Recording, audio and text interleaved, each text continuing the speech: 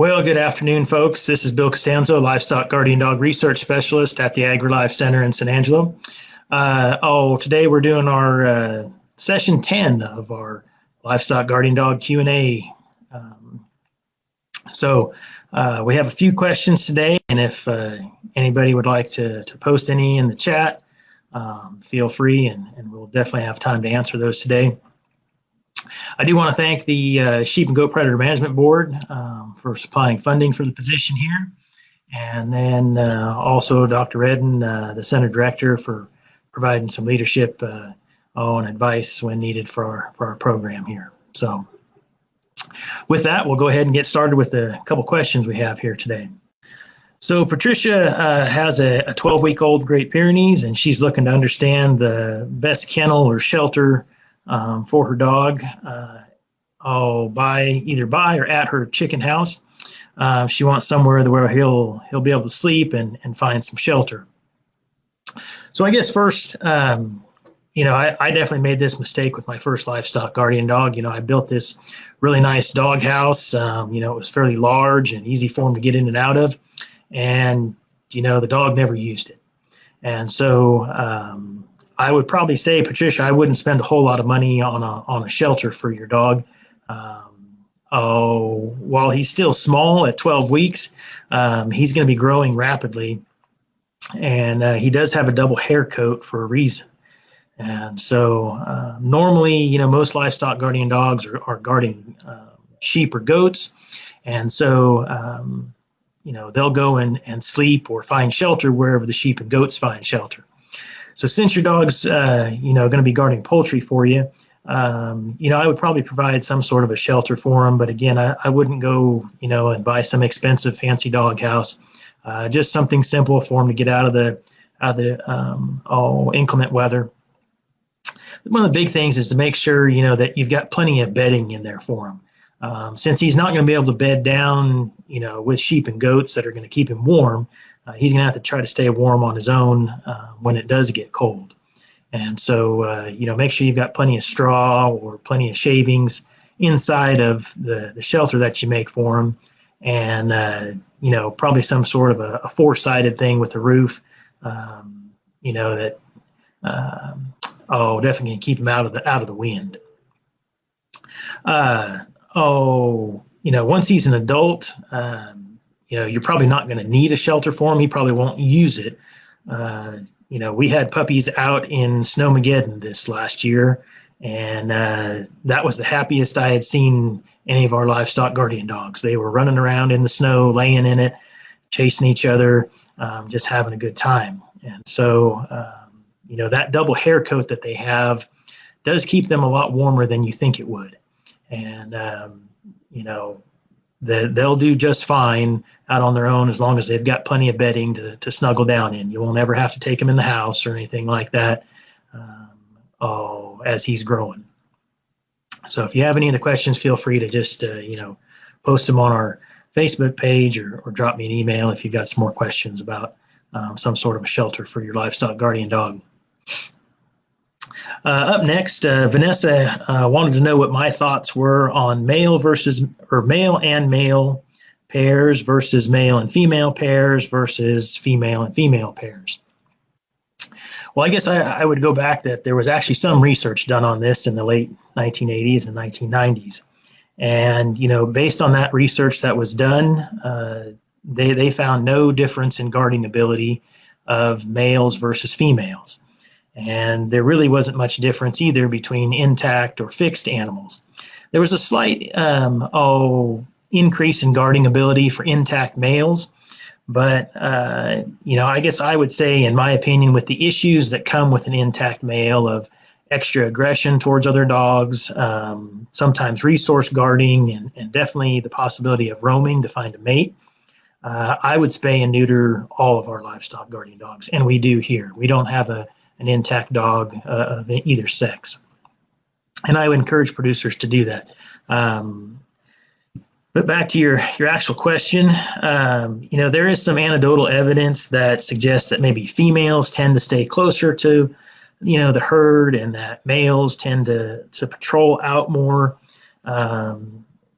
we haven't seen that in any of our livestock guardian dogs. We have all kinds of mixed pairs, female females, male females, male males.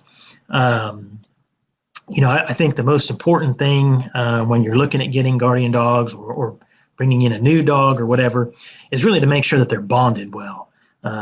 That's probably the most important thing, and not really worry about, which sex it is. Make sure it's a good, healthy dog. If you're buying them from a reputable breeder, that you get them bonded at an early age. For those that, were able to tune into our webinar that we had a week ago or so with Dr. Lord, it's really critical that the dogs are with livestock from a very early age. And so those that are out there promoting, not to have the dogs with livestock and to keep them with people until they're, 16, 18 weeks of age, you're missing that critical bonding time by doing that. So make sure that the dogs are, they're healthy.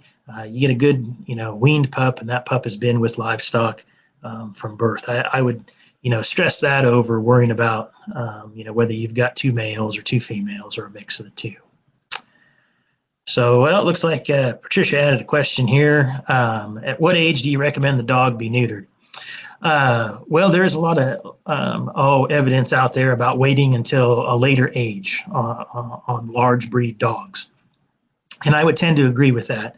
We spay or neuter all of our livestock guardian dogs at about 10 months of age. If you were keeping the dog and it was just your dog on its own, I might, wait until about 12 months. But for us, we do it at 10 because dogs are going out to cooperating producers.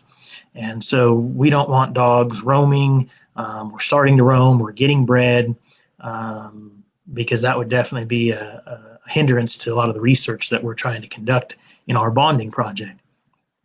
And so I wouldn't wait much older than that. A lot of times, even though these are large breed dogs, you'll get a female that'll come in to heat about 10 months of age.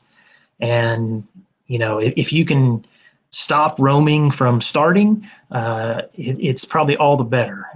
I talked in depth to a vet that we work with at College Station at the vet science department, and she agreed that it was better to get the dogs fixed a little bit earlier than to wait and have the possibility of roaming start, because then you've got a lot higher chance of the dogs getting hit by cars, shot by hunters, trapped, poisoned, something like that, than worrying about maybe a little bit more structural development.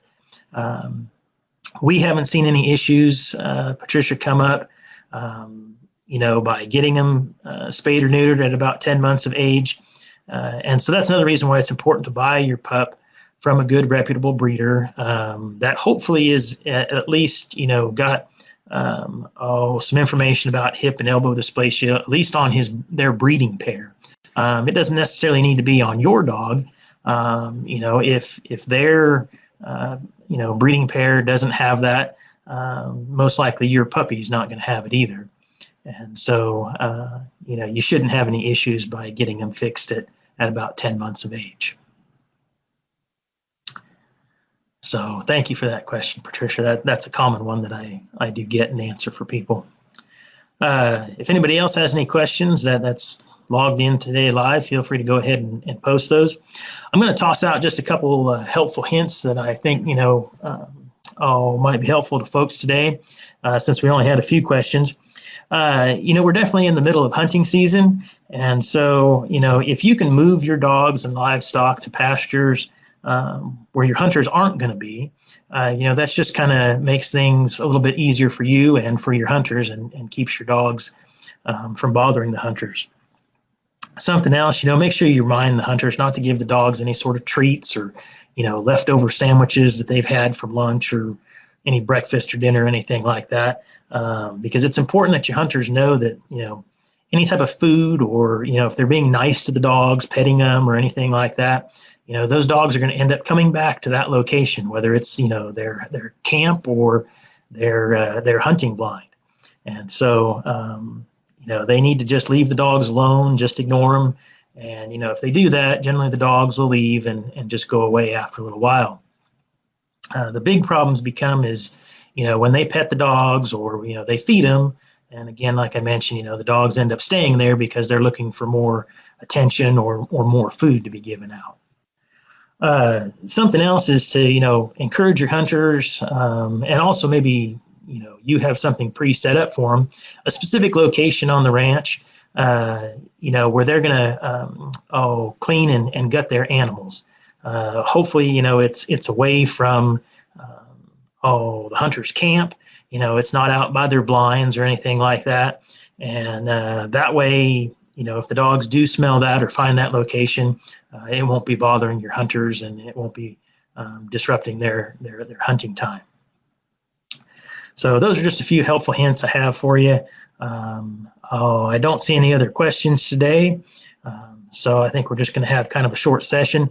For those that missed the webinar a week or so ago, we do have it posted on our YouTube channel, and this Q&A session will also be posted on there in the next day or so. We will have another Q&A, looks like probably that first Thursday in January again at 3 o'clock. So if you have any questions and you didn't get them answered today or didn't get them in on time, feel free to get those posted on our next posting for the webinar in January. So thank you very much for tuning in. I sure appreciate it, and we'll see you all next month.